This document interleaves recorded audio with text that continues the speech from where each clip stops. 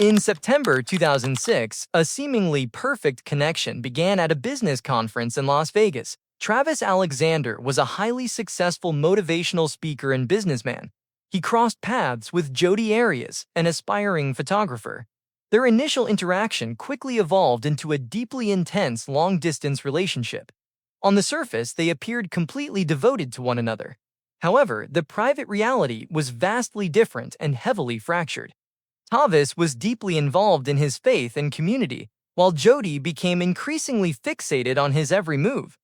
By the summer of 2007, Travis realized the dynamic was highly toxic and officially ended the relationship. He wanted to maintain strict boundaries and move forward with his life. Jodi refused to accept this new reality. She relocated to be closer to him and initiated a severe pattern of stalking. Friends of Travis noticed highly concerning behavior. His car tires were slashed, and his social media accounts were mysteriously compromised. Travis privately expressed deep fear to his close companions. He stated clearly that if anything ever happened to him, Jodi would be the person responsible. Despite these terrifying red flags, he occasionally allowed her back into his life for brief, complicated visits. That fatal misjudgment led directly to June 4, 2008. Jodi rented a vehicle in California and removed the license plates. She borrowed gas cans from a friend and filled them up before crossing state lines. This was a highly calculated move to avoid leaving a digital trail of credit card receipts at gas stations near Arizona. She even turned off her mobile phone to prevent location tracking. She then drove through the desert directly to Travis's home in Mesa. She brought along a digital camera to document their afternoon together. The photographs recovered later would provide a chilling time-stamped timeline of the victim's final hours. The initial pictures showed the two of them interacting normally. The very last images, however, depicted Travis in the shower, completely unaware of the devastating danger standing just inches away. Minutes after that final photo was captured, a catastrophic physical altercation occurred. Travis sustained overwhelming trauma, involving both sharp force and a final conclusive injury that ended his life right there in the bathroom. In a frantic attempt to cover her tracks, Jodi placed the digital camera inside the washing machine and ran a cycle. She hoped the water would destroy the digital memory card. She then meticulously cleaned the immediate area, packed her belongings, and drove away. She continued her road trip as if nothing had happened, even leaving voicemails on Travis's phone to create a fake alibi. 5 days later, concerned friends went to the Mesa home after Travis missed several important appointments. They discovered the tragic scene and immediately contacted authorities. Investigators quickly retrieved the submerged camera. Forensic experts successfully recovered the deleted files, revealing the undeniable visual proof of Jodi's presence during the exact time frame of the fatal event. When law enforcement initially questioned her, Jodi presented a completely fabricated story. She confidently claimed she was nowhere near the state of Arizona on that specific date. After detectives confronted her with the recovered photographic evidence, she rapidly pivoted to a second narrative. She told a bizarre tale about masked intruders breaking into the home and attacking them both. When that story also collapsed under investigative scrutiny, she finally admitted to causing the fatal injuries. However, she now claimed it was entirely an act of self-defense against an abusive partner.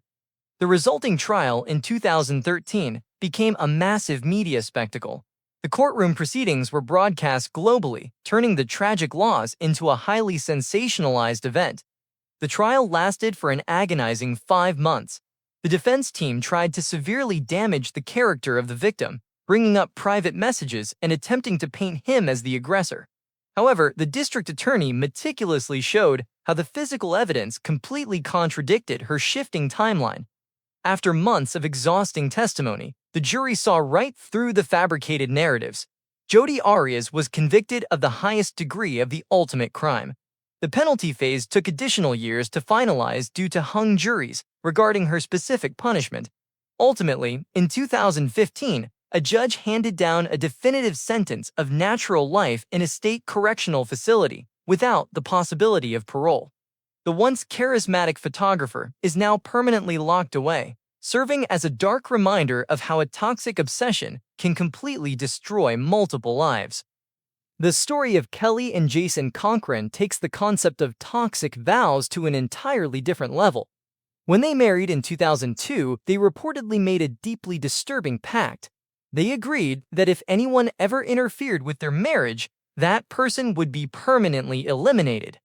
For years, this dark promise remained dormant, but a relocation to the Upper Peninsula of Michigan eventually set a catastrophic chain of events into motion. In the fall of 2014, Kelly engaged in a secret relationship outside of her marriage. She became heavily involved with a coworker named Chris Regan. Chris was an Air Force veteran who was completely unaware of the sinister dynamic between the husband and wife. When Jason inevitably discovered the affair, the couple did not file for divorce or seek counseling. Instead, they invoked their chilling wedding night agreement. They formulated a highly calculated plan to permanently remove Chris from the picture. On October 14, 2014, Kelly invited Chris to her home under the guise of a normal visit. It was a carefully designed trap. As the veteran entered the residence, Jason was already waiting in the shadows. The husband carried out a fatal physical assault, ending the coworker's life right inside the house. The couple worked together to hide the tragic outcome. They dismantled the evidence and disposed of the remains deep within the heavily wooded, isolated areas of northern Michigan. They cleaned at the scene extensively and pretended nothing had happened. When Chris was officially reported missing, local law enforcement quickly focused on Kelly due to their known workplace relationship. The investigative team located Chris's abandoned vehicle at a local park and ride, which only raised more red flags. The police eventually searched the Cochran residence and found highly suspicious elements, but they lacked the definitive physical proof required for an immediate arrest. Feeling the investigative pressure steadily building around them, Kelly and Jason abruptly left Michigan. They relocated back to their home state of Indiana, hoping to completely outrun the active investigation. However, escaping the police did not resolve the deep fractures within their own dark relationship. The dynamic between the husband and wife began to rapidly deteriorate. Kelly grew intensely resentful over the following months. She actually blamed Jason for taking Chris away from her, ignoring her own active participation in the fatal trap. The twisted loyalty that once bound them together completely evaporated. It was quickly replaced by a cold and calculating desire for personal revenge. This internal conflict reached its ultimate breaking point on February 20th, 2016. The couple was residing at their home in Indiana when Kelly decided to end the marriage on her own lethal terms. She deliberately provided Jason with a massive, fatal dose of illicit substances. As his system began to fail from the overwhelming toxicity, she took one final step to ensure he would absolutely not survive. She physically restricted his breathing until he completely passed away.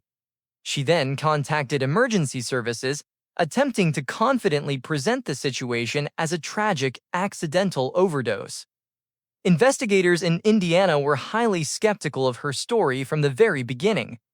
The medical examinations revealed suspicious physical details that directly contradicted her narrative. Simultaneously, the relentless detectives in Michigan were closing in on the absolute truth about Chris Regan. The police chief investigating the Michigan disappearance refused to let the case go cold.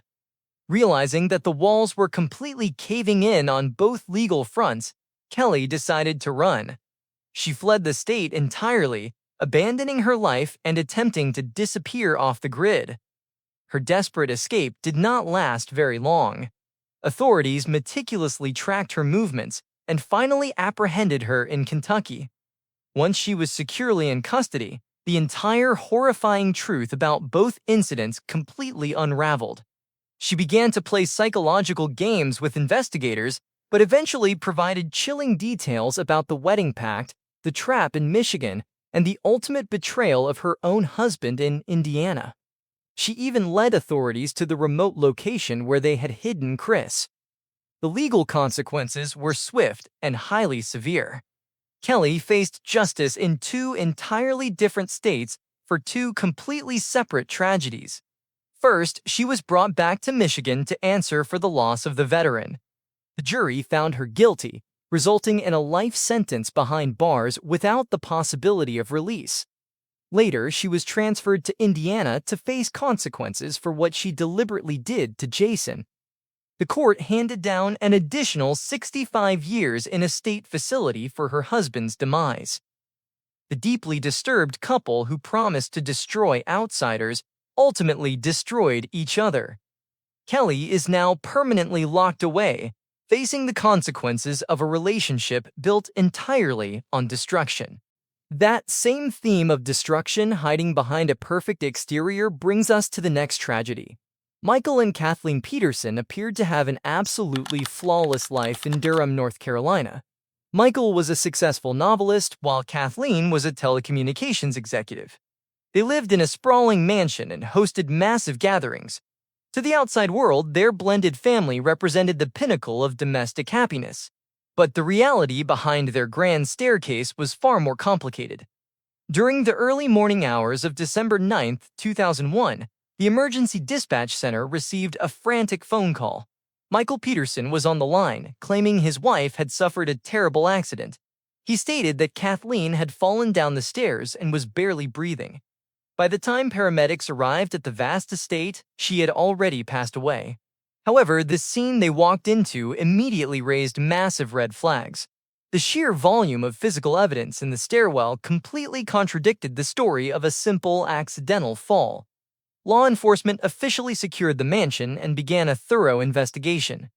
The medical examiner conducted a detailed autopsy, uncovering a deeply troubling physical reality. Kathleen had sustained severe, deep lacerations to the back of her head. These specific injuries were not consistent with tumbling down a wooden staircase. Furthermore, there was no structural damage to her skull, which baffled medical professionals. Investigators quickly concluded that she had suffered intentional physical trauma, and Michael instantly became the primary suspect. As detectives dug deeper into the seemingly perfect marriage, several hidden motives began to emerge. They discovered that Michael was leading a secret life outside of his vows, actively pursuing relationships with other individuals through online channels. The prosecution theorized that Kathleen had discovered this hidden digital trail on his computer that very night, leading to a massive, fatal confrontation. Additionally, the couple was secretly facing severe financial strain. Kathleen was the primary breadwinner, and her substantial life insurance policy provided a significant monetary motive. The case took an even more bizarre and terrifying turn when investigators looked into Michael's past. They discovered that almost 2 decades earlier, while living in Germany, Michael was closely connected to another tragic incident. A close family friend named Elizabeth Ratliff had also been found deceased at the bottom of a staircase. While that historical event was originally ruled a natural passing due to a medical emergency, the undeniable similarities sent shockwaves through the North Carolina courtroom. The resulting legal battle in 2003 became one of the most widely watched trials in modern history. The intense public fascination with this tragedy was heavily amplified by a documentary film crew that was given unprecedented access to the defense team. Their footage created a global phenomenon, allowing the public to scrutinize every single legal strategy and family interaction. As the years passed, entirely new and bizarre theories began to circulate outside the courtroom. The most famous alternate explanation suggested that a wild owl had flown into the mansion, becoming entangled in Kathleen's hair and causing the severe lacerations before she fell. While the defense never officially presented this specific theory during the main trial, it highlighted just how incredibly perplexing the physical evidence remained. Back inside the courtroom, the prosecution heavily relied on forensic pattern analysis to prove that Michael was actively present and responsible during the tragic event. The defense argued fiercely that the scene was consistent with a bizarre accident or a complicated fall. After an exhausting trial, the jury sided with the state. Michael Peterson was convicted of the highest possible offense and sentenced to natural life in a state facility, without the possibility of parole. For nearly a decade, it seemed the story was permanently closed. However, a massive revelation completely overturned the legal outcome. It was discovered that the lead forensic expert who testified about the staircase patterns had severely misrepresented his credentials and methodology in multiple cases. This stunning revelation completely undermined the scientific foundation of the original conviction. Because of this massive institutional failure, a judge officially granted Michael Peterson a completely new trial, Instead of enduring another agonizing courtroom battle, a highly unusual legal compromise was reached in February 2017. Michael entered an Alfred plea to a lesser charge. This specific legal maneuver allowed him to formally maintain his innocence while acknowledging that the state possessed enough evidence to convict him again. The judge sentenced him to time already served behind bars. Michael Peterson walked out of the courthouse a completely free man. He continues to live freely to this day. Leaving the tragic events of December 9th is one of the most debated legal mysteries of the modern era. Melissa Turner and Matthew Trussler appeared to have built a comfortable, modern life together in Hillsborough County, Florida. Melissa was known for her work as an online content creator, building a significant digital following over time. Matthew was a highly supportive partner who worked steadily in the construction industry. To their neighbors and online followers, they projected an image of a happy young couple enjoying a beautiful suburban home, complete with a backyard swimming pool. However, the private reality between them was heavily strained by underlying tensions that would eventually reach a catastrophic boiling point. On the morning of October 17, 2019, the Emergency Dispatch Center received a highly frantic call from Melissa. She reported waking up to find her fiancé completely unresponsive in their backyard swimming pool. First responders rushed to the residence, hoping to perform immediate life-saving measures. When paramedics arrived on the scene, they quickly realized that Matthew had already passed away. The situation immediately shifted from a standard medical emergency to a full-scale law enforcement investigation. The detectives assessing the scene immediately noticed that the physical evidence did not align with a simple accidental drowning. Matthew had sustained significant physical trauma, including severe sharp force injuries that were completely inconsistent with a slip and fall into the water. When questioned by authorities, Melissa presented a tragic innocence. She claimed they had been consuming adult beverages the night before. She stated she went to bed early, leaving him outside alone, only to wake up hours later and discover the horrific scene. She insisted she had absolutely no idea how he sustained the severe injuries. Investigators were highly skeptical of this narrative right from the start. They began canvassing the surrounding neighborhood, looking for any witnesses or security footage that might shed light on the actual events of that fateful night. Their diligence paid off when they approached a neighbor whose home was equipped with an advanced surveillance system.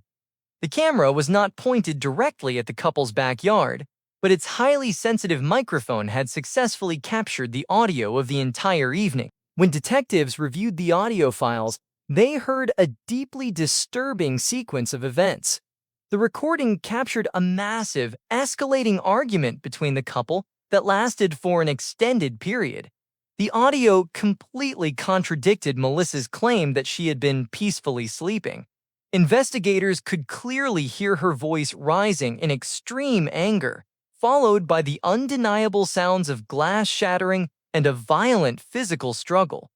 The recording provided a chilling, time-stamped timeline of the tragic incident, proving that a severe altercation had occurred right around the time Matthew sustained his fatal injuries.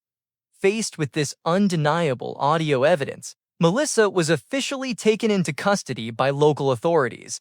She was formally indicted on severe charges regarding the tragic loss of her partner. The legal proceedings finally commenced in early 2022. During the trial, her defense team radically changed their legal strategy. Since they could no longer deny her involvement due to the audio recording, they argued that the entire incident was a desperate act of self-defense. They claimed Matthew had become the primary aggressor and that Melissa only resorted to physical force to protect her own life. The prosecution heavily relied on the neighbor's surveillance audio to completely dismantle this new narrative. The district attorney played the recording for the jury, pointing out that Melissa sounded highly aggressive rather than fearful. They argued that the physical evidence inside the home and the audio combined to prove a deliberate and fatal escalation on her part. The trial was intensely emotional, featuring dramatic testimonies from family members, but the jury remained firmly focused on the digital proof. After careful deliberation, the jury rejected the self-defense claim entirely. Melissa Turner was found guilty of the second highest degree of the ultimate offense. The judge presiding over the case sentenced her to 20 and a half years in a state correctional facility.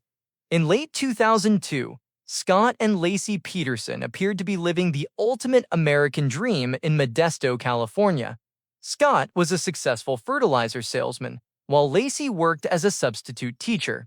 They were eagerly anticipating the arrival of their first child, a baby boy. Their suburban life looked absolutely picturesque to their family and friends. Nobody suspected that a devastating betrayal was lurking just beneath the surface of their seemingly perfect marriage. The illusion shattered entirely on December 24, 2002. Scott contacted his family and local authorities to report that Lacey had completely vanished. He provided a very specific alibi for his whereabouts that day. He claimed he had left their Modesto home in the morning to go fishing at the Berkeley Marina, which was located roughly 90 miles away. When he returned, the house was empty and their dog was wandering the neighborhood with its leash still attached.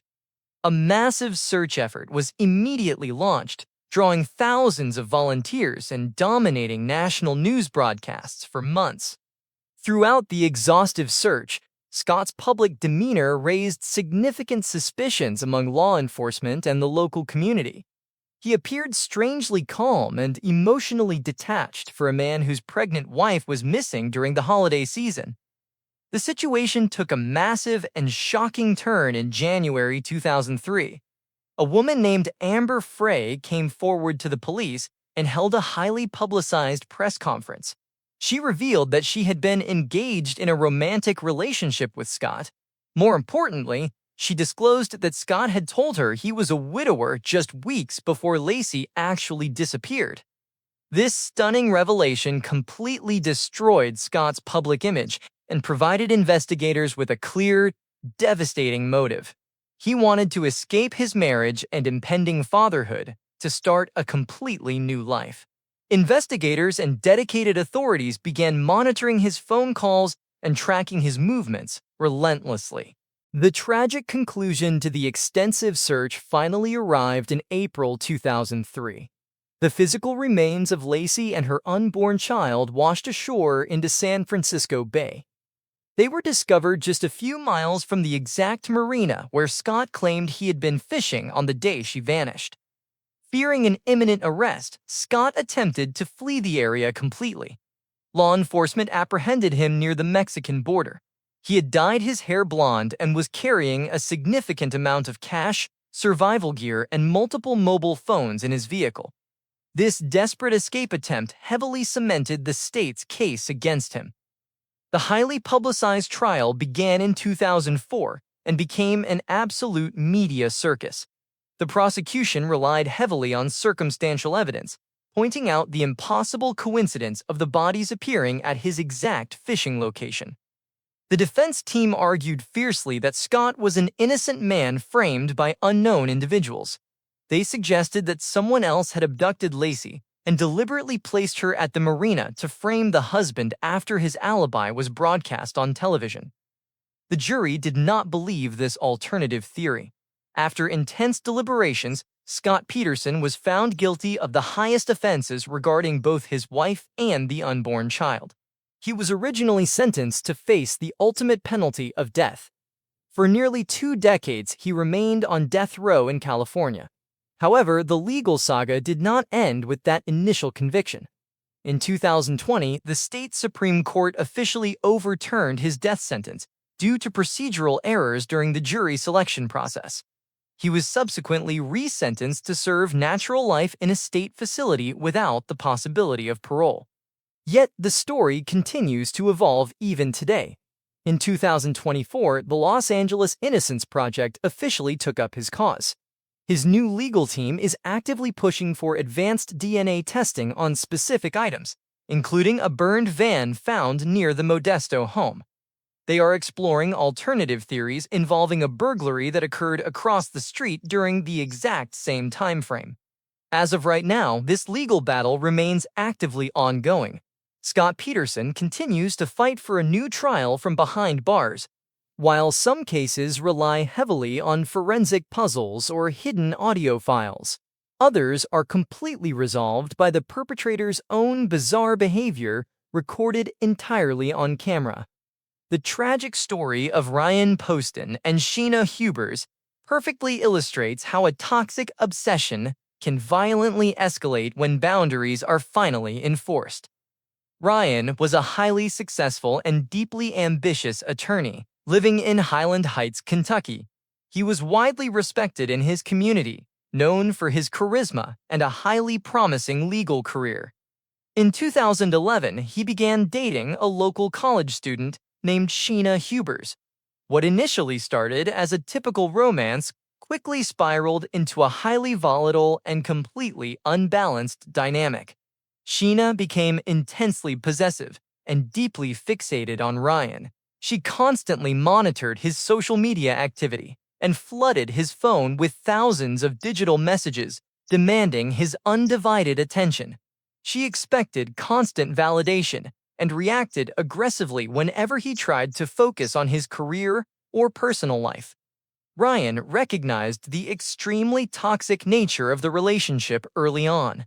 He repeatedly attempted to establish healthy boundaries and tried to break things off on multiple occasions.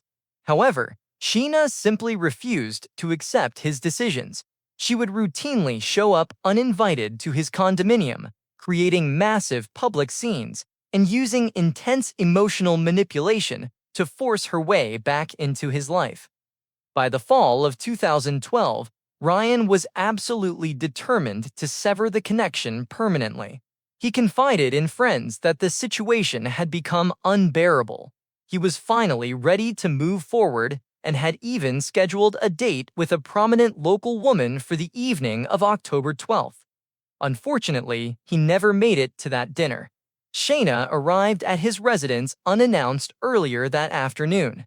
A massive confrontation ensued inside the condominium when he likely reiterated his desire to end the relationship. During this fatal escalation, Sheena accessed Ryan's personal firearm. She discharged the weapon 6 times, inflicting overwhelming physical trauma. The resulting injuries ended his life right there in his own living room. Following the tragic incident, Sheena dialed the emergency dispatch center herself. She claimed that Ryan was highly abusive and that she only utilized the weapon to protect her own life. When local authorities arrived at the scene, they transported her to the police station for a standard formal interview. It was inside that small interrogation room where the entire self-defense narrative completely unraveled. The room was equipped with a continuous surveillance camera that captured her every single move. Instead of behaving like a terrified victim who had just survived a traumatic event, Sheena exhibited highly disturbing and entirely erratic actions. While left completely alone in the room, she began twirling around and dancing. She was caught on video singing a bizarre tune about her actions, loudly whispering to herself that she had actually committed the act. She even made callous remarks about the specific physical injury she inflicted on his face, casually noting that she gave him the cosmetic surgery he had always wanted. This incredibly chilling footage provided prosecutors with undeniable proof of her cold and calculating state of mind. Furthermore, the crime scene investigators discovered that the physical evidence completely contradicted her fabricated story. The forensic trajectory analysis proved that Ryan was seated in a defensive posture when the fatal event occurred, meaning he was absolutely not attacking her. Despite the overwhelming video and forensic evidence, the legal process became a prolonged and highly agonizing ordeal for the victim's family. The initial trial took place in 2015. The prosecution successfully utilized the interrogation room footage to dismantle her self-defense claim entirely. The jury convicted her of the highest degree of the ultimate offense, resulting in an original sentence of 40 years in a state facility. However, a massive legal technicality temporarily derailed the pursuit of justice.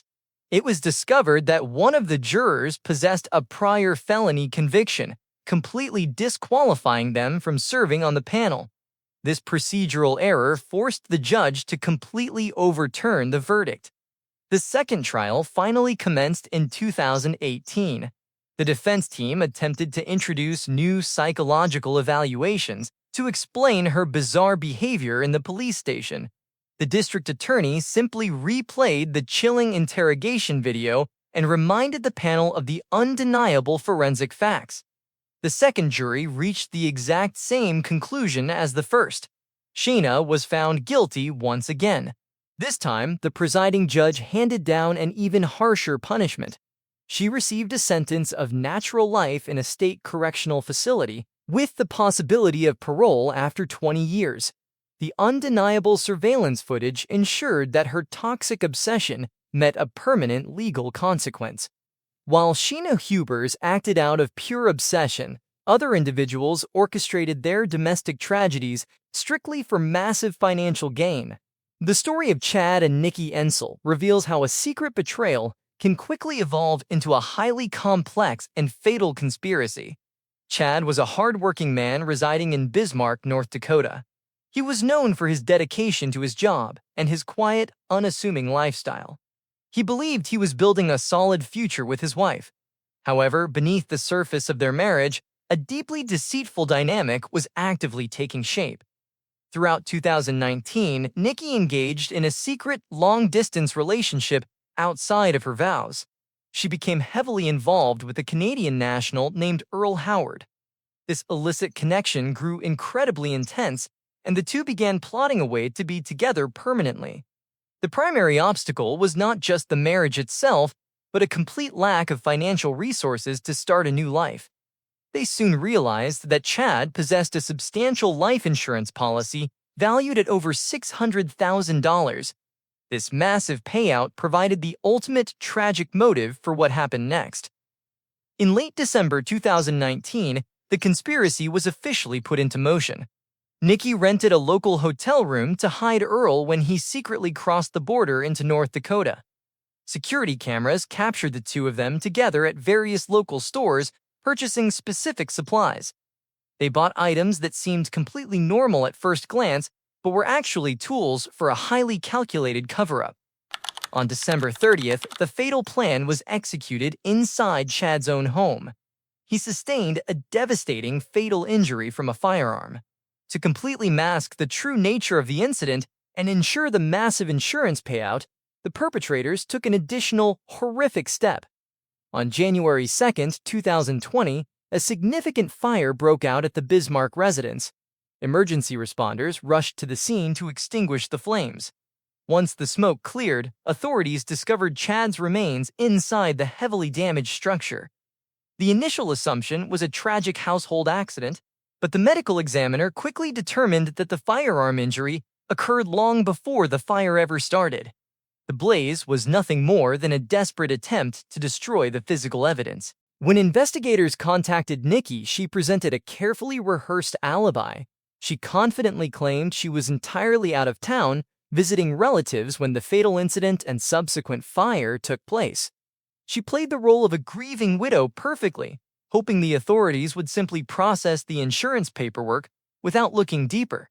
However, the modern digital trail quickly exposed her massive deception. Detectives pulled financial records and security footage from the local stores. They found the undeniable visual proof of Nikki and Earl purchasing the exact type of space heater that was used to deliberately ignite the house fire. Faced with this overwhelming technological evidence, the entire conspiracy completely collapsed. Law enforcement arrested both individuals, charging them with severe offenses related to the tragic loss and the subsequent arson. The legal proceedings revealed the full extent of their cold and calculating plot. Earl Howard eventually realized the state possessed an airtight case against him. He decided to accept a plea agreement, officially pleading guilty to multiple conspiracy charges.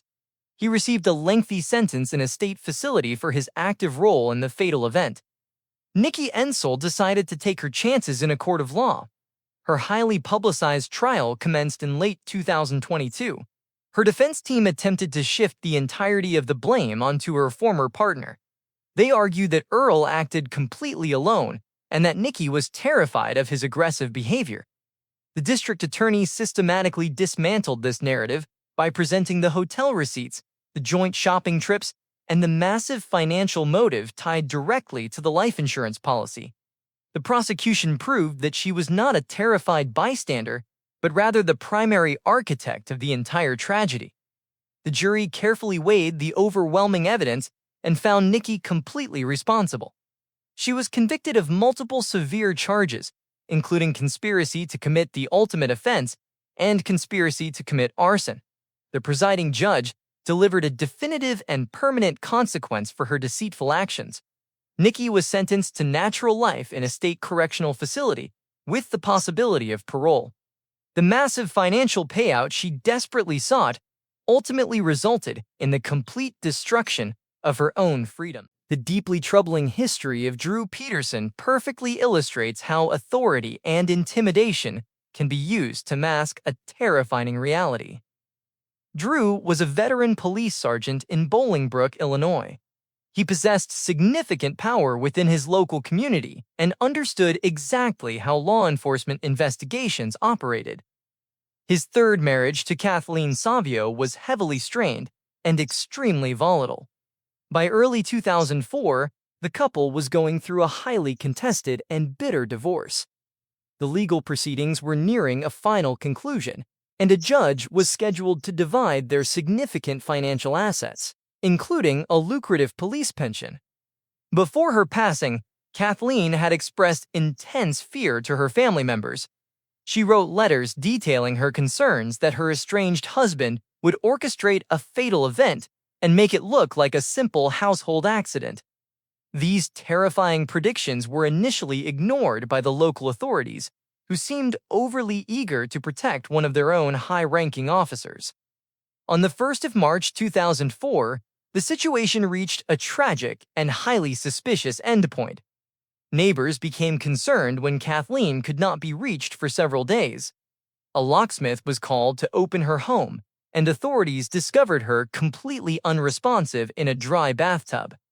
She had sustained a severe laceration to the back of her head, and her hair was heavily soaked with fluid. Yet the bathtub itself was completely drained. Despite these glaring physical anomalies, the initial investigation was handled by Drew's own law enforcement peers. They quickly concluded that Kathleen had simply slipped, struck her head, and tragically drowned before the water drained away. The official ruling was an accidental death, allowing the veteran police officer to completely bypass the impending financial division. For 3 years, the devastating truth remained completely buried. Drew Peterson moved on, retaining his assets, and entering into a fourth marriage with a much younger woman named Stacy Peterson. The illusion of his perfect life shattered entirely in October 2007. Stacy completely vanished without a single trace. Drew confidently claimed that she had simply run off with another man, leaving her children behind. However, friends strongly disputed this narrative, and a relative later reported helping Drew move a heavy sealed blue barrel from the home shortly after her disappearance. When her family reported her missing, a massive media storm descended upon the Illinois town. The intense national spotlight focused squarely on the former police sergeant. This immense public pressure forced state investigators to take a fresh, highly critical look at the completely unresolved circumstances surrounding his previous wife. Authorities officially ordered the exhumation of Kathleen Savio's physical remains. An independent forensic pathologist conducted a thorough secondary autopsy, and the new findings completely contradicted the original police report. The medical examiner discovered multiple severe physical injuries that were entirely inconsistent with a simple slip and fall accident. There was undeniable evidence of a massive physical struggle. Following this critical scientific revelation, the state officially reclassified the 2004 incident from a tragic accident to an intentional fatal act. The legal battle to hold the former sergeant accountable was incredibly complex. Because Kathleen was no longer alive to testify about the domestic threats she endured, prosecutors faced a massive evidentiary hurdle. However, the state legislature passed a specific hearsay exemption that allowed her previous statements to family members to be admitted in court. During the highly publicized 2012 trial, the district attorney presented a compelling case. They combined the new forensic findings with the powerful testimonies of those who knew Kathleen best. The jury ultimately found Drew Peterson completely responsible for the ultimate offense regarding his third wife. He received a definitive sentence of 38 years in a state facility. The incredibly dark saga did not end with that prison sentence. While incarcerated, the former officer attempted to orchestrate another devastating plot. He tried to hire a fellow inmate to permanently eliminate the lead prosecutor who had secured his conviction. The authorities uncovered this terrifying conspiracy through covert audio recordings.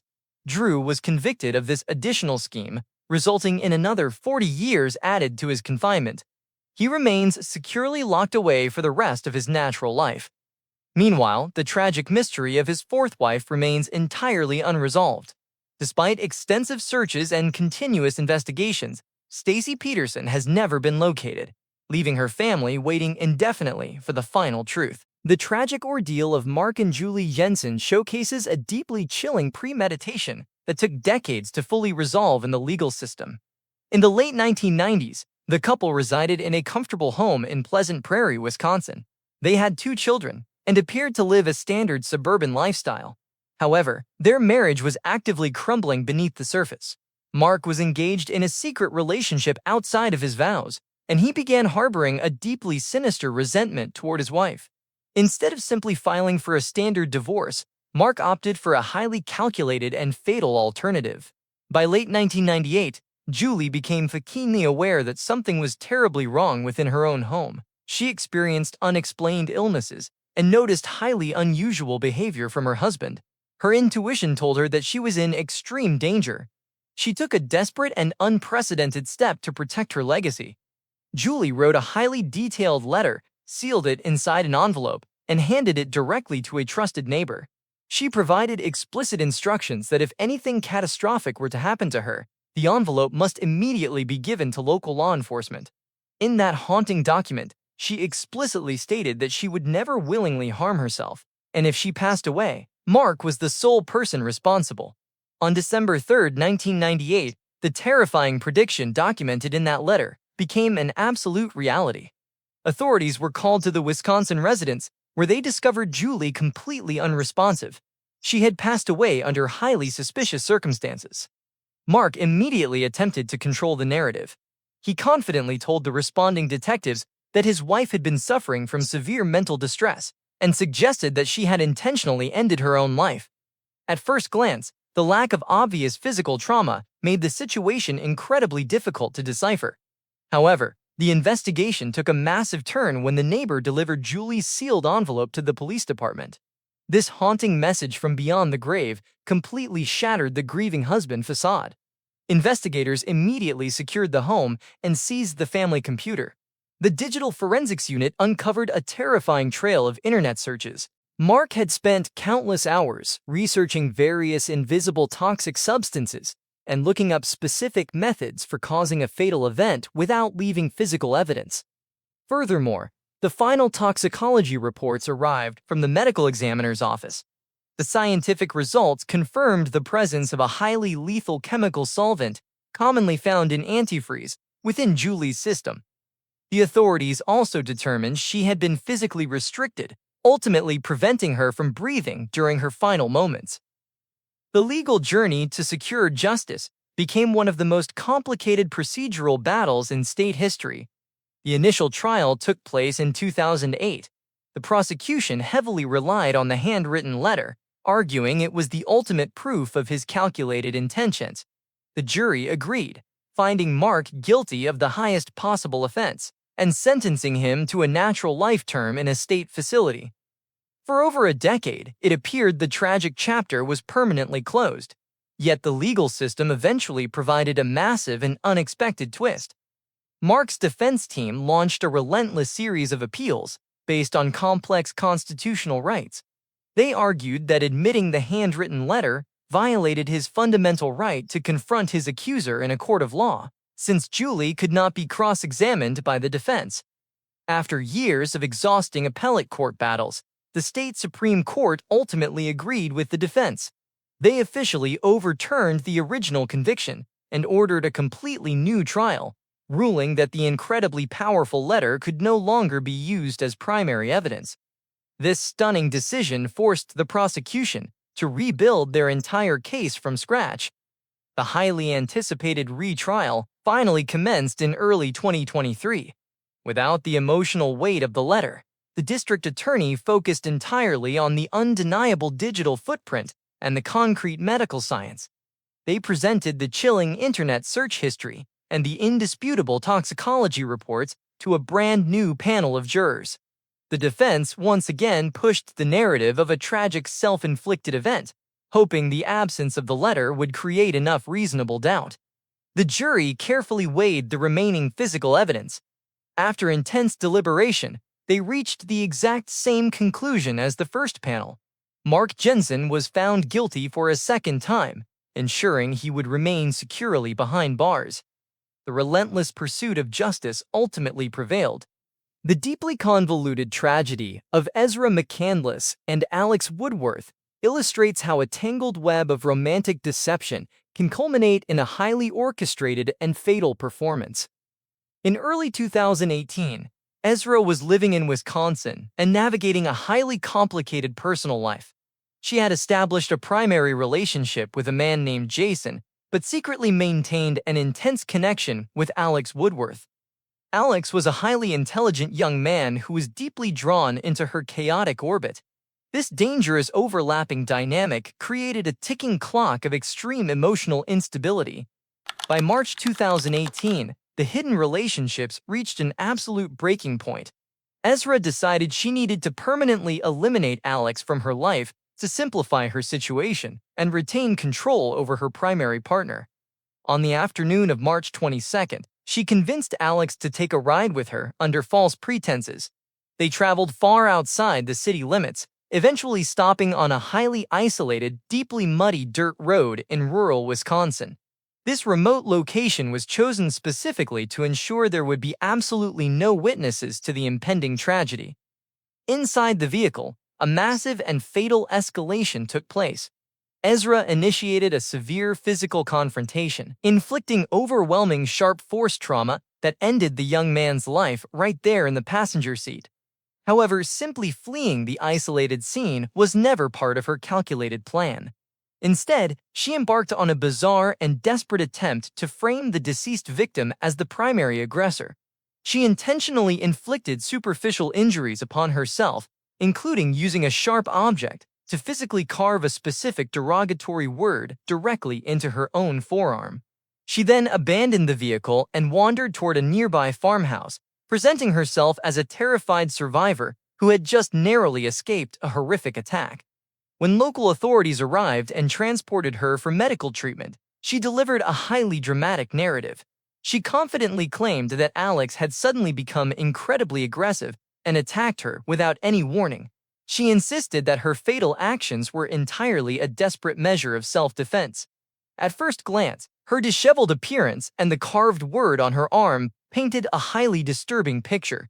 But as seasoned investigators began carefully analyzing the physical evidence, massive fractures in her story immediately began to show. The forensic team thoroughly examined the abandoned vehicle on the muddy road. The biological evidence left behind completely contradicted her version of events. The specific trajectory and location of the physical trauma indicated that the victim was actually in a defensive position, completely caught off guard by the sudden assault. Furthermore, medical professionals who examined Ezra's injuries noted that the word carved into her arm was oriented in a way that proved it was unequivocally self-inflicted. The angles and depth of the scratches were entirely inconsistent with an attack perpetrated by another individual.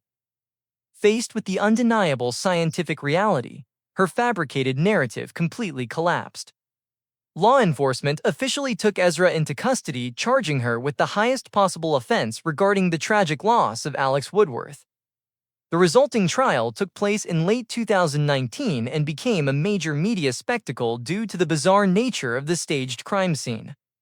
Her defense team attempted to maintain the self-defense angle, arguing that she was a deeply traumatized individual reacting to an extreme threat.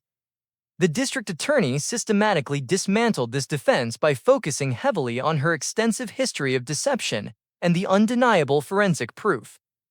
The prosecution presented digital records showing she had actively planned the isolated meeting.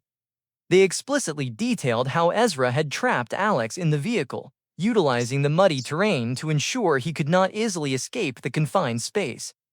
The medical reports confirming the self-inflicted nature of her injuries proved that she had meticulously orchestrated a fake crime scene to escape accountability.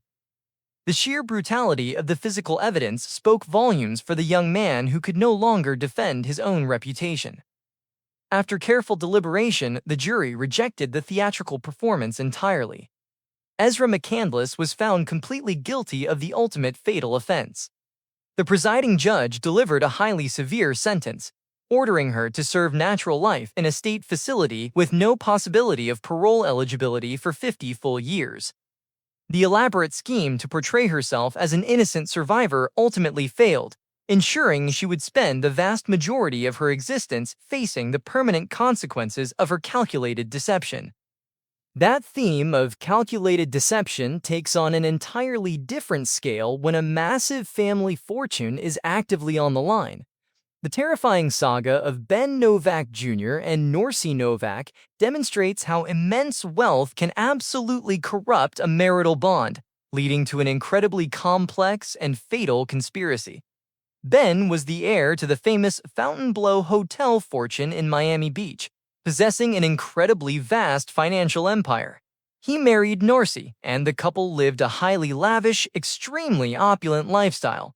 They had access to private jets, expensive real estate, and endless luxury. However, beneath the surface of their high society appearances, the marriage was plagued by intense hostility, deep mistrust, and extreme paranoia. Narcy developed a severe obsession with securing the entirety of her husband's vast fortune.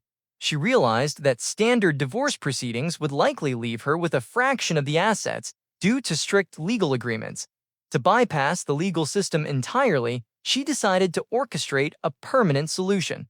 By 2009, she began secretly coordinating with her brother, Cristobal Velasco, to hire professional individuals to execute a highly targeted fatal event. Her sinister plan was not just focused on her husband, but also on eliminating any potential heirs who might legally stand in her way. The tragic sequence of events actually began a few months prior to Ben's demise. In April 2009, Ben's elderly mother, Bernice Novak, was discovered unresponsive in her Florida home. The initial medical examination surprisingly concluded that the elderly woman had simply suffered a series of unfortunate falls that resulted in fatal trauma. Ben was deeply suspicious of this finding and actively pushed for a deeper investigation, completely unaware that his own wife was the true architect of the tragedy. Narcy had directed the hired individuals to target the mother first, ensuring the enormous estate would fully pass directly to Ben, setting the stage for her ultimate move. The final phase of her massive conspiracy unfolded on July 12, 2009. Ben was organizing a massive corporate convention at a luxury hotel located in Rye Brook, New York. While he was coordinating the massive event, Narcy provided the hired accomplices with a digital key card to securely access their private hotel suite. During the early morning hours, the individuals entered the room while Ben was highly vulnerable. A devastating physical assault occurred, resulting in overwhelming trauma that ended the wealthy heir's life right there in the luxury suite. To secure her alibi, Narcy went downstairs to the hotel dining area and calmly enjoyed a breakfast buffet while the fatal event was actively taking place. She eventually returned to the suite, contacted hotel security, and presented herself as a horrified, grieving widow who had just discovered a tragic scene. The local authorities arrived and immediately recognized the highly coordinated nature of the incident. The sheer brutality of the physical evidence completely ruled out a random robbery, pointing directly to a highly motivated and deeply personal attack. Investigators began closely monitoring Narcy and analyzing the massive financial motives at play. The digital trail eventually led authorities to the hired individuals and her brother. As law enforcement applied immense pressure, the accomplices began cooperating with the state, completely unraveling the entire conspiracy. They provided chilling testimonies detailing how Narcy orchestrated every single aspect of the plan, from providing the hotel keycard to financially compensating them for both fatal events. The terrifying truth regarding the elderly mother in Florida was finally exposed as part of the overarching financial plot. Narcy Novak was officially taken into federal custody and faced incredibly severe charges related to the massive conspiracy. Her highly publicized trial commenced in 2012. The defense team attempted a desperate strategy, trying to shift the entire blame onto her brother and the hired accomplices. They argued that Narcy was a completely innocent wife who is being framed by ruthless individuals seeking to exploit the family wealth. The federal prosecutors systematically destroyed this narrative, using financial records, telecommunication data, and the direct testimonies of the co-conspirators. They clearly demonstrated that Narcy was the absolute mastermind who directed the violence purely out of extreme greed. The jury carefully reviewed the overwhelming evidence and found her completely responsible for orchestrating the tragic loss of both her husband and her mother-in-law. The federal judge handed down a definitive and permanent sentence of natural life in a secure correctional facility without the possibility of parole. Narcy Novak sought total control over a vast fortune, but her calculated ruthlessness left her with absolutely nothing but a concrete cell. The pursuit of a lavish lifestyle through illicit means brings us to our final devastating relationship, one that remains an actively contested battle in the justice system today. The tragic story of Fabio and Monica Simontilli highlights how a secret betrayal can completely shatter a highly respected family legacy. Fabio was an incredibly successful and internationally renowned executive in the professional hair care industry. He resided in a beautiful, upscale home in Woodland Hills, California, with his wife, Monica. To the outside world, their marriage appeared completely solid, supported by immense career success and a vibrant social life. However, a deeply hidden deception was quietly building right behind their front doors. While Fabio traveled extensively to build his massive professional empire, Monica became heavily involved in a secret relationship. She started a clandestine affair with a local racquetball coach named Robert Louis Baker. As their illicit connection intensified, the two began plotting a way to build a permanent future together. The primary obstacle was not just ending the marriage, but securing the financial resources required to maintain Monica's luxurious standard of living. They soon focused their attention on Fabio's incredibly massive life insurance policy, which was valued at approximately $1.6 million. This enormous financial payout became the central motive for a highly calculated conspiracy.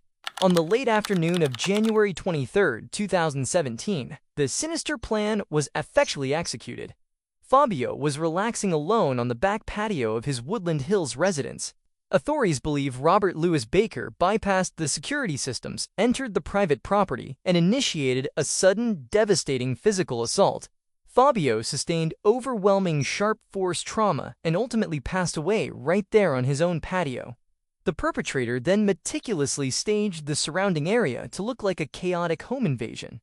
The interior of the house was intentionally ransacked, and Fabio's luxury vehicle was removed from the property to support the narrative of a random, violent robbery gone wrong. When Monica eventually arrived home and discovered the tragic scene, she immediately contacted emergency services.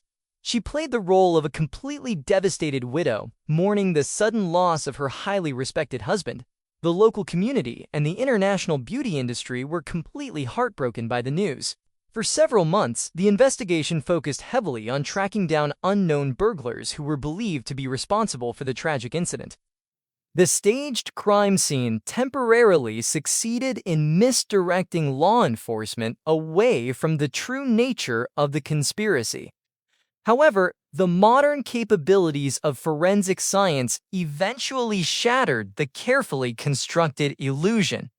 Crime scene technicians had thoroughly processed the patio area and recovered incredibly vital biological evidence. The state laboratory successfully extracted a specific DNA profile from the physical evidence left behind at the scene. When investigators ran this genetic information through their databases, it did not match any known career criminals or local burglars. Instead, the biological evidence definitively pointed directly to Robert Louis Baker. This massive scientific breakthrough completely changed the entire trajectory of the investigation. Detectives immediately began analyzing the digital communications and financial records connecting the racquetball coach to the grieving widow. They uncovered a massive trail of secret messages and coordinated movements that proved the two were deeply involved prior to the fatal event. Law enforcement officially arrested both Robert and Monica, charging them with the highest possible offenses regarding the tragic loss of the beloved executive. The authorities explicitly cited the massive life insurance policy as the primary driving force behind the elaborate plot. The legal journey surrounding this devastating betrayal has been incredibly slow and highly complex. The justice system has faced numerous procedural delays over the past several years. In a massive turning point in 2023, Robert Louis Baker officially decided to change his legal strategy. He entered a formal plea of guilty regarding his direct involvement in the fatal assault. He admitted to his role in the conspiracy and was subsequently sentenced to serve natural life in a state facility without the possibility of parole. Despite her partner's full admission of guilt, Monica Cementilli has taken a completely different legal path. She continues to maintain her absolute innocence, firmly denying any active participation in orchestrating the tragedy. Her defense team has consistently argued that she was completely unaware of the violent plan. As of right now, this highly anticipated legal battle remains entirely ongoing. Monica is currently awaiting her official day in court, where a jury will eventually decide her ultimate fate.